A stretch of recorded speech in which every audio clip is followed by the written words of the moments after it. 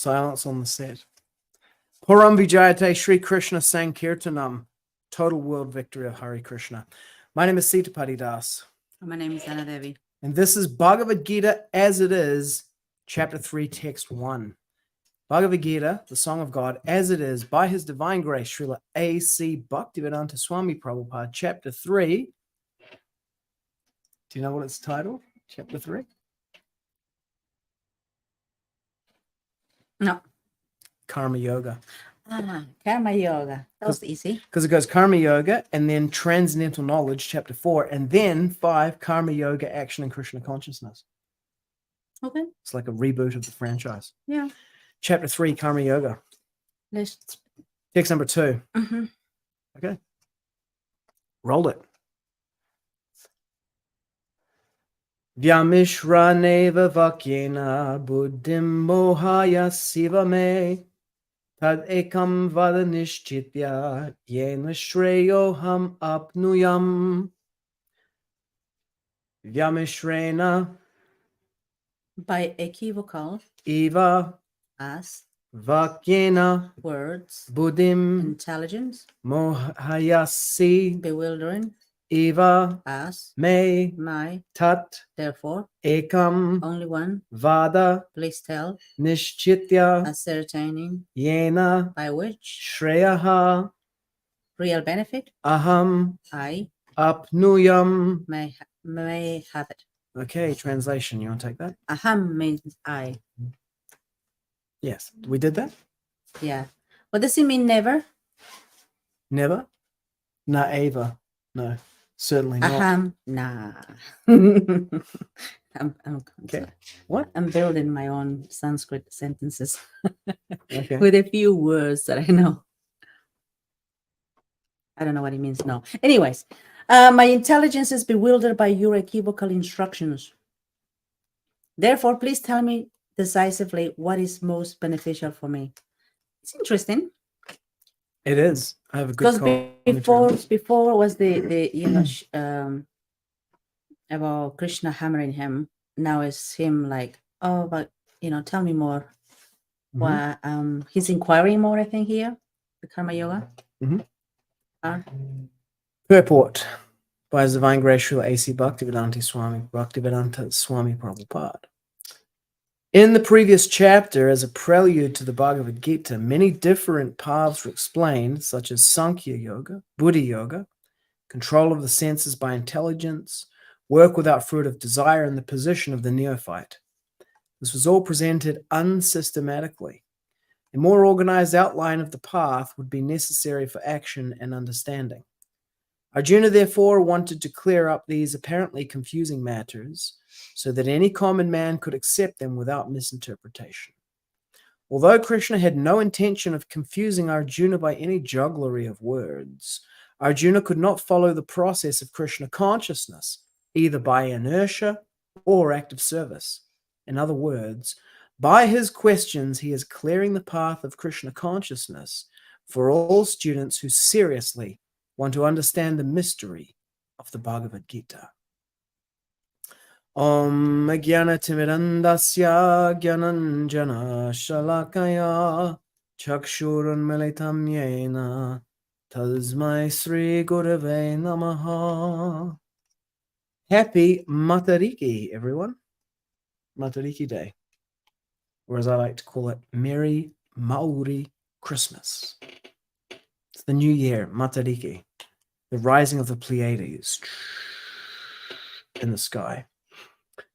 It's pretty cool. We should have done this a long time ago, man. Midwinter festival here. Mm-hmm. It's been weird. I'll comment more on that a little bit later. Let's look at the changes. We should play that Yes song, Changes, when we do this. Keep looking for changes. Okay, from Mac, original Mac to the new one. It's my intelligence is bewildered by your equivocal instructions. Therefore, please tell me decisively what is most beneficial for me. Has become, please tell me decisively which will be most beneficial for me. A completely unnecessary change. Just unnecessary. Keep the changes to an absolute minimum. Imagine if they were like, let's preserve Srila Prabhupada's room the way that it was, when Srila Prabhupada was using it. Like in Brisbane, they have King Arthur, General Douglas MacArthur's office, General Douglas MacArthur. He was the American Supreme Allied Commander of the forces in the Pacific. And he had his office in Brisbane. Mhm. He had his headquarters there. And there's a place called MacArthur's Chambers. And today it's got like a countdown down the bottom, which is like is it called Countdown here? It's called Coles or something. There's a Woolworths downstairs and a bunch of different shops. It's a shopping center in the middle of the city. Mm. And then upstairs, you can go and see General Douglas MacArthur's offices just as he left them. Mhm. And you go in there and you're like, this is where the Supreme Allied Commander of the Pacific War, American Allied Forces in the Pacific, ran the war out of here. Mm. Now, imagine if they went, you know what? That wallpaper it didn't even have wallpaper because I don't think they had wallpaper back then, right? But they're like, it's the wrong style. So we need to update the style. So they whack like a new style wallpaper on it. Mhm. That's what it's like editing Srila Prabhupada's book with a style guide. No, like we can apply other things as well, like for example, like an antique thing has been for 100 years and is in a town. For example, in Wellington, there are some antique stuff there, houses. They cannot. No one is permitted to do anything. Mhm. It's Vintage, yeah, classic, it's protected heritage. Yeah, these and no one books are can do heritage. anything like that. Yeah. And Bhagavad-gītā, it's not only a heritage book. It is the solution for the world. Mhm. And these people want to go in and make unnecessary changes. Change. It probably is closer to the manuscript, but there was just nothing wrong with the first edition editing. Let's have a look. Yeah, but the thing is, do they know better than Srila Prabhupada? That's the question. Well, hang on, because the thing is, it probably follows what Srila Prabhupada wrote. Please tell me which of them will be suitable for me. It's funny because the first edition editor himself has written which of the two will be, and then it changes to what is most beneficial for me. Funny, huh? So these own editors, this is probably Hayagriva's editing here. Make it bigger. And Hayagriva himself has written in that editing change. See? Which of them will be suitable for me? In the second edition, it says, which of them will be most beneficial for me? But in the first edition, he rendered it as, what is most beneficial for me? So even his own edit here has been, in the rendition in the first edition, got erased to that. So this change does take it closer to Srila Prabhupada's manuscript. But again, it's like it wasn't necessary to do that. This wasn't necessary to do that, and that should be done, and that, kept to the absolute minimum. Yeah, either by inertia or by active service. Yeah, again, okay. Small changes which really, just increase the number of changes without being necessary. Change disease, Srila Prabhupada called it. Yeah. He was very clear with that. Srila Prabhupada said, your disease is your skin disease or something along the lines. Change disease. You change disease. And you know what? We can see this when it's all about changing it.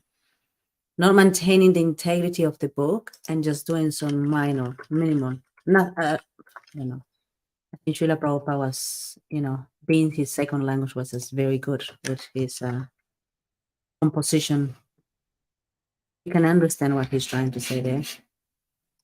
Nothing on the database about change disease. Anywho, let's go back to we looked at it. Let's look at Prabhupada's one. In the previous chapter, as a prelude to the Bhagavad-gītā, many different items have been explained, comprising sāṅkhya-yoga, buddhi-yoga, controlling the senses by intelligence, work without any fruitive desire, the position of the neophyte, etc. All have been mixed up.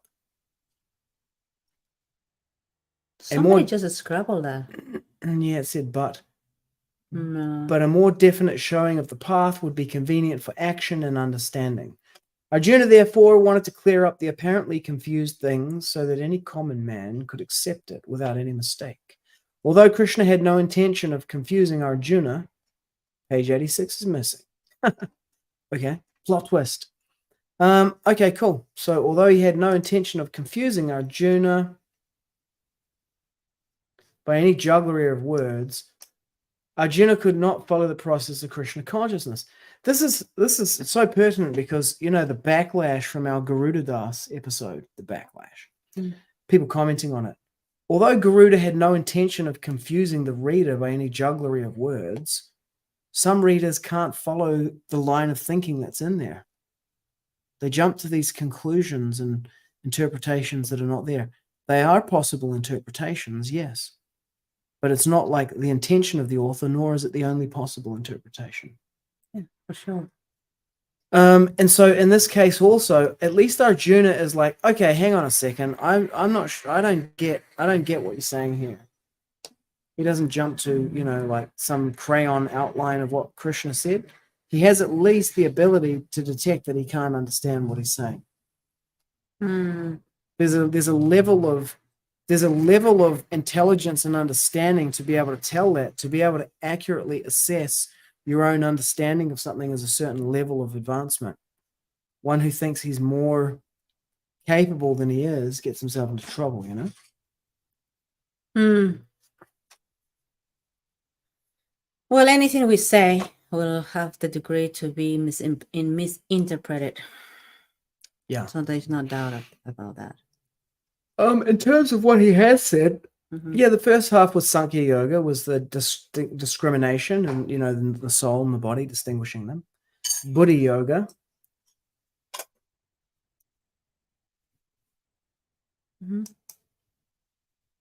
Control of the senses by intelligence. You know what a really good book would be for us to do alongside this is Surrender Unto Me by Burijan. It's a very good Gita. Gita or book? Yeah, it's a commentary on the Bhagavad-gītā. Okay. I'll grab a copy from somewhere. So yeah, Arjuna's asking. In other words, by his questions, he's clearing the path of Krishna consciousness for all students who seriously want to understand the mystery of the Bhagavad-gītā. That's another point, is like, I have, like, you know, we do this podcast, we do the Vaishnava Voices podcast. There's also the Vedic Intel Report, the world's #1 conspirituality podcast. And sometimes I invite people to come on as a guest and they're like, oh no, I couldn't come on because I don't know anything about the subject, or I would need to prepare or something like that. And I'm like, well, you know, we got this other guest on who's an expert on the thing. And, you know, Gora is great like this. He has no problem to come on to anything, Gora Prabhu. And he's just like, he's got like, I've got 17 questions here that I wanted to ask, 2 comments and 17 questions, you know, and then he'll make his comments and then he'll start going through his 17 questions, you know? And there's a book by Srila Prabhupada.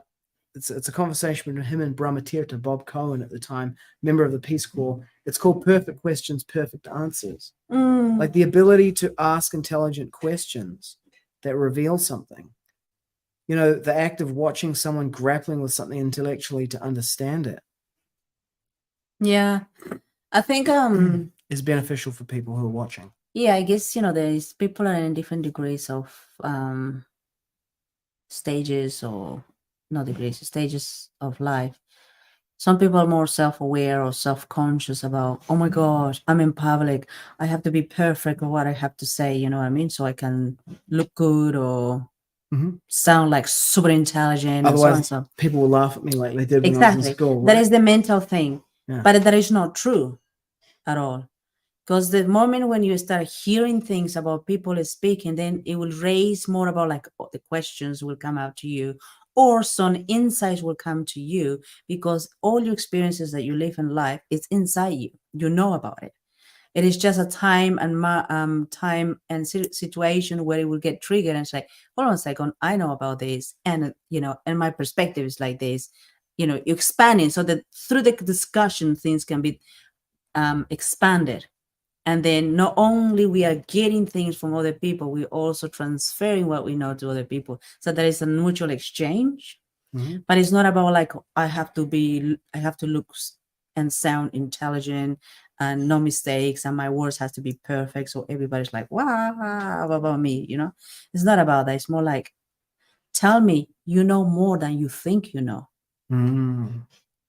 It is just a matter of like, listen and ask a question.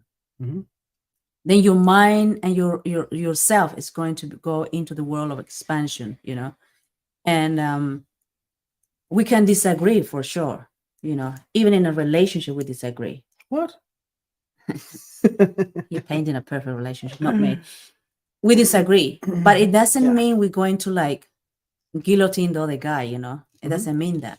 It is just, okay, tell me more about that. I want to understand you. Why you coming? Why do you see the thing the way you see? What angle are you coming from? I want to hear you out. In that way, not only you are creating yourself a world of like, you're giving yourself a permission to explore who you are. Also, you're giving the permission of yourself to explore other people. And that I think they will create a different, not only the wiring of your brain, also a lot of healing, a lot of transformation. That is my intake in the subject. Very good. Yeah, because you know what?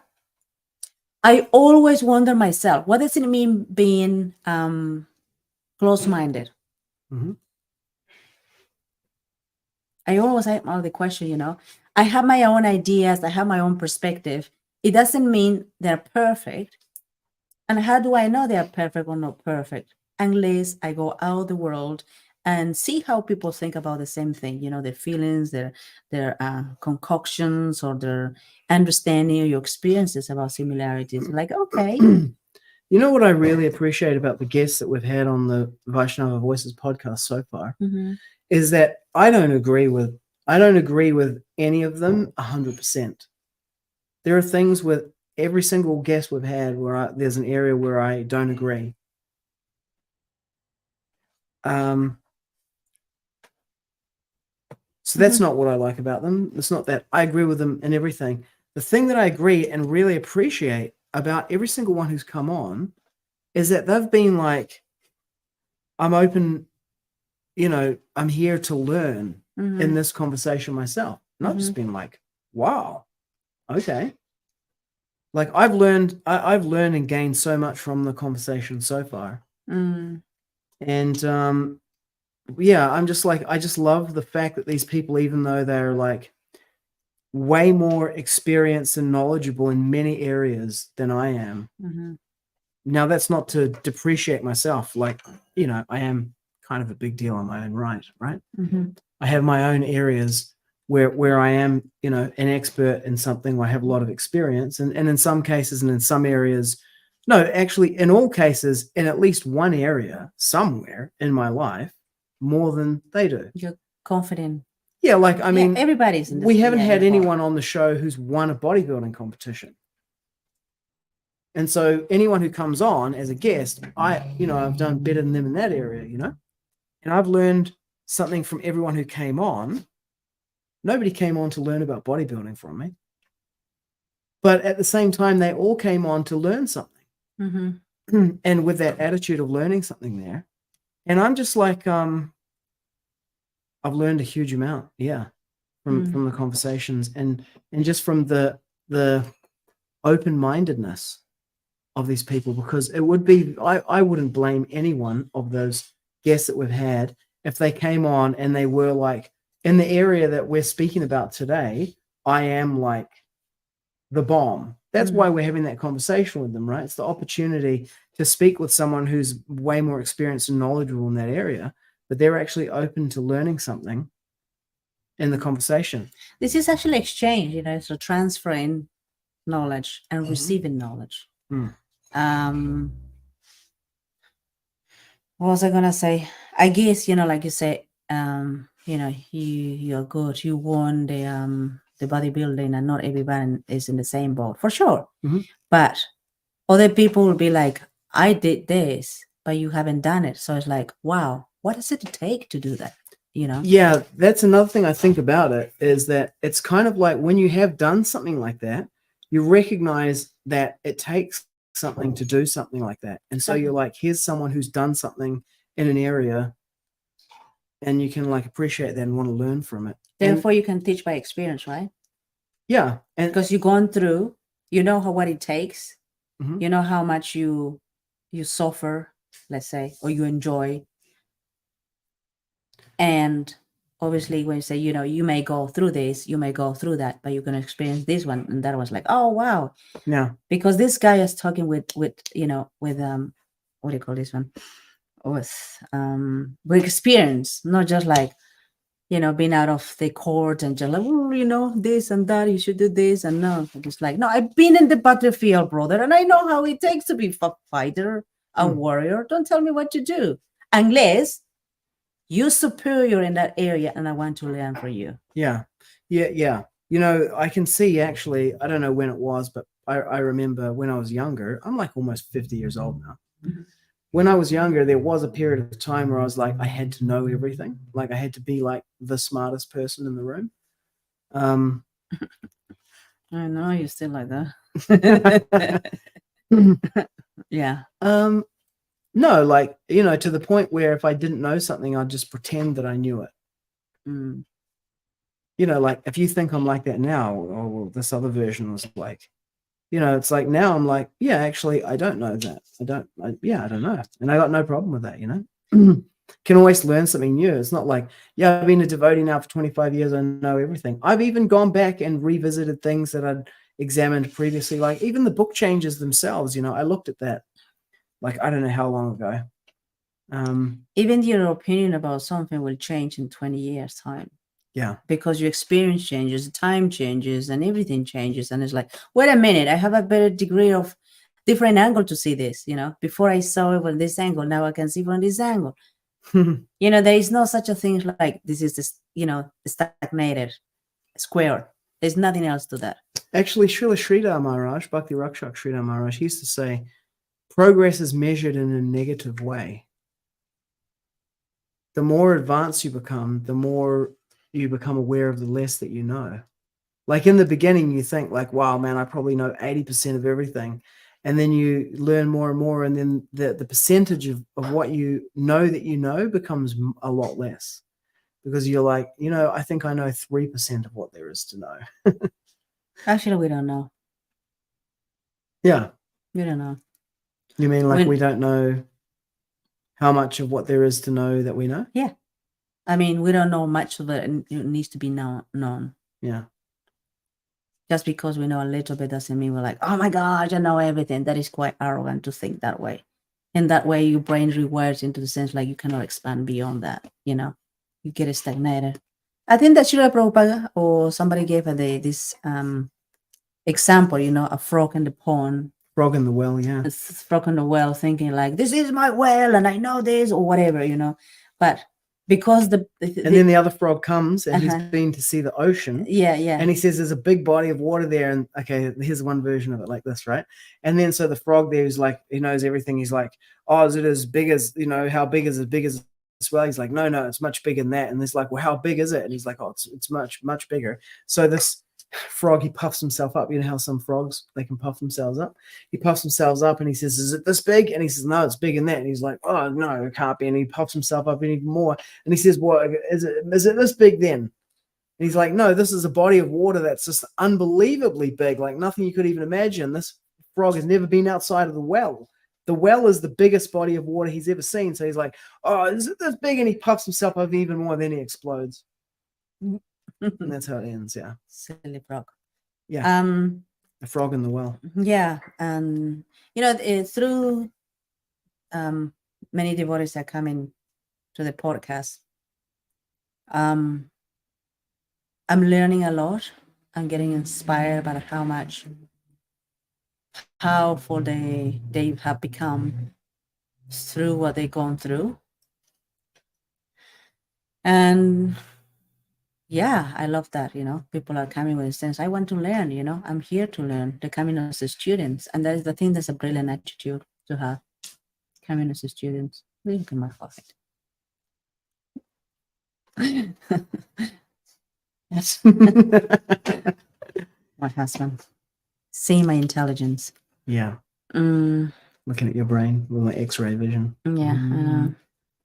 Meda or Alpa? What's that?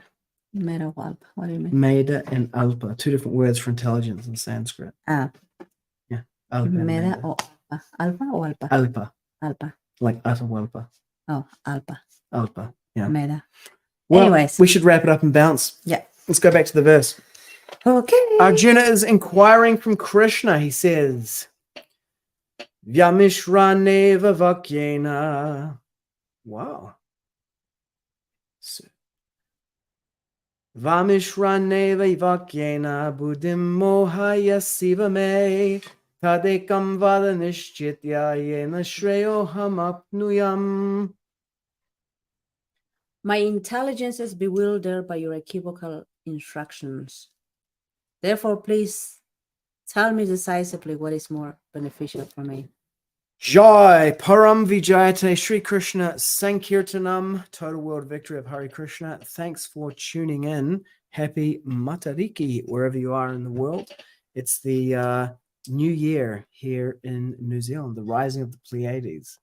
Yeah, that's Matariki is for the Maori cultural celebration of the Christmas, right? New Year. Oh, New Year, sorry. Yeah. It's gonna, well, I mean, the thing is, it's Oopsies. Christmas in July, That's like an New idea. Year. Yeah. Anyway, it's a holiday. It's holiday. Hare Krishna. Not for me. Hare Krishna.